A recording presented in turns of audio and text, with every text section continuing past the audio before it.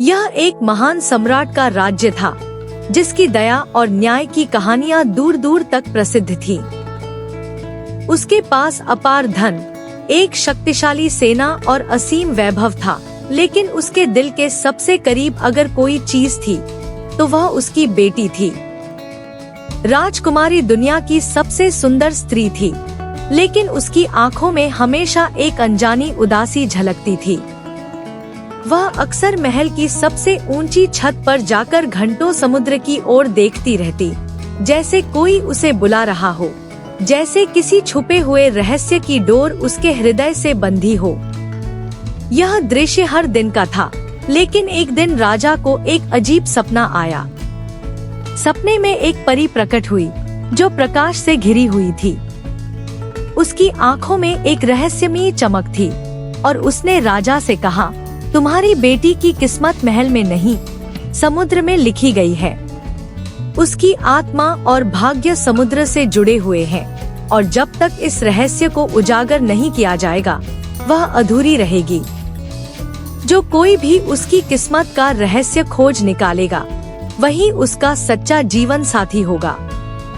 राजा सपना देख हड़बड़ाकर जाग उठा।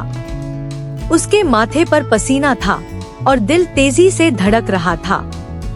वह सारी रात बेचैन रहा, और सुबह होते ही उसने पूरे राज्य में घोषणा करवा दी कि जो भी राजकुमारी की किस्मत का रहस्य खोज निकालेगा, उसे अनगिनत खजाने दिए जाएंगे और वही राजकुमारी से विवाह करेगा।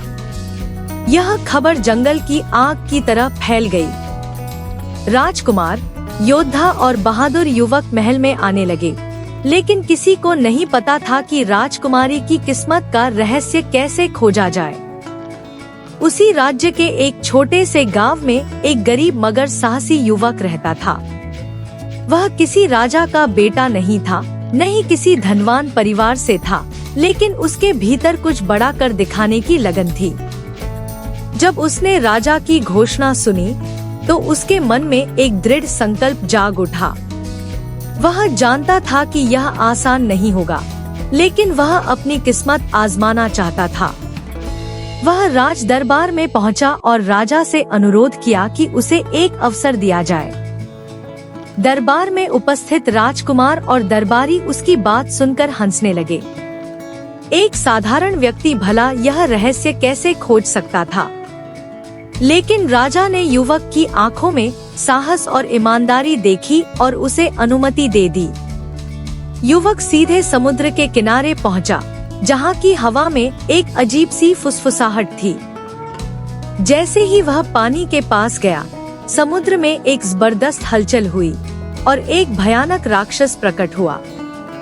वह इतना डरावना था कि उसकी आंखें जलते अंगारों की तरह लाल थीं।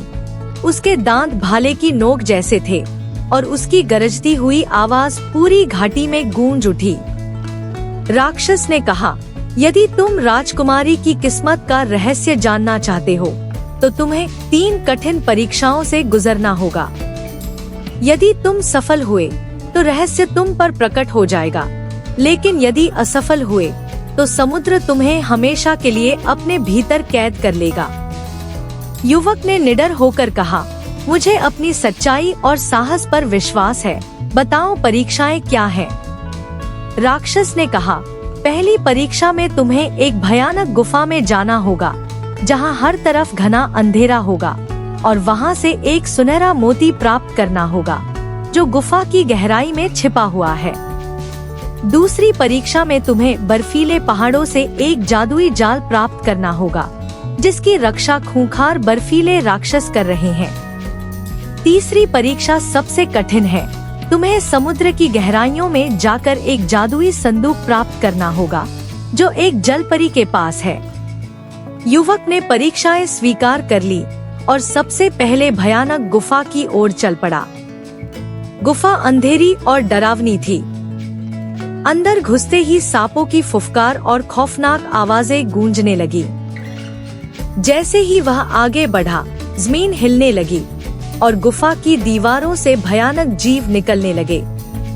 लेकिन उसने हिम्मत नहीं हारी और आखिरकार सुनहरे मोती तक पहुंच गया।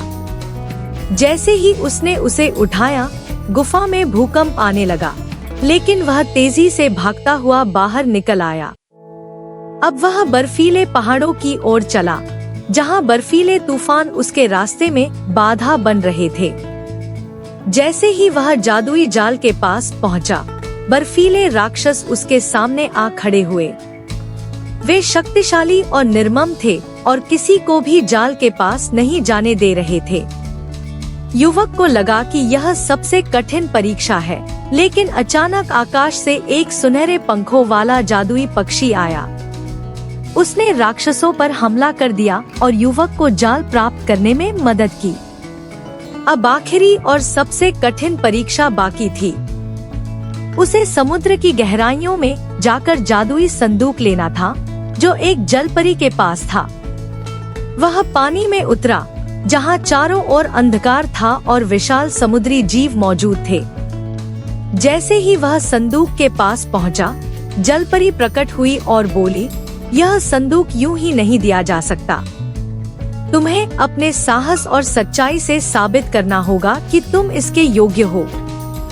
युवक ने जलपरी को अपनी सभी परीक्षाओं के बारे में बताया और उसकी ईमानदारी देखकर जलपरी मुस्कुराई और उसे जादुई संदूक दे दिया।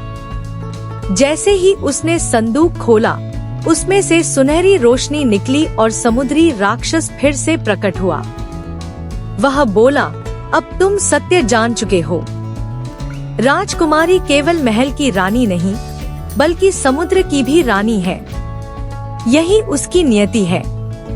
युवक महल वापस आया और राजा को सारी कहानी सुनाई। राजा अत्यंत प्रसन्न हुआ और घोषणा कर दी कि युवक ही राजकुमारी का सच्चा भाग्य है।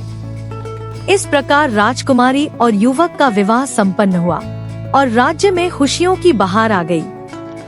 समुद्र और महल के बीच सदा के लिए एक पवित्र संबंध स्थापित हो गया और युवक एक साधारण व्यक्ति से राजकुमार बन गया।